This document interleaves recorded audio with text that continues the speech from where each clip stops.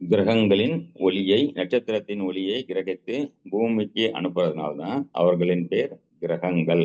எனவே கிரகங்கள் கடத்தியாகவும் தேவ தூதர்களாகவும் செயல்படுகின்றன அப்படின்னு சொல்லியிருக்காங்க.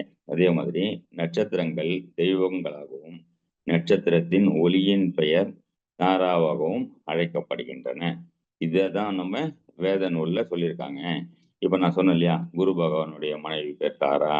அதே மாதிரி 27 நட்சத்திரத்துடைய ஒளியின் பேரும் தாரா, தாரா தேவி அப்படின்னு ஒன்று சொல்றோம் இல்லைங்களா. அதனாலதான் இந்த தாரா பலனை தாராவை பிடிச்சாலே போதுங்க, வேற எதையுமே பிடிக்க தேவையில்லை அப்படின்னு ஒன்னொன்னா நம்ம போகும்போது கடைசியா அந்த வகுப்பு முடியும் போது உங்களுக்கு நிறைய புரிதல் வரும். இப்போ ஒரு ஆப் கொடுத்துட்டா நான் ஈஸியாவே இன்றைய நட்சத்திர பலன் என்னன்றது உங்களுக்கு அங்க காண்பிக்கும், இன்றைக்கு என்ன பலன் அப்படின்றது. ஆனாலும் இந்த புரிதல் உங்களுக்கு வரணும் அப்படின்றதுக்காக ஒரு விளக்கமா சொல்றேன்றதுக்காக இந்த விஷயத்தை நான் உங்களுக்கு சொல்றேன். சரிங்களா?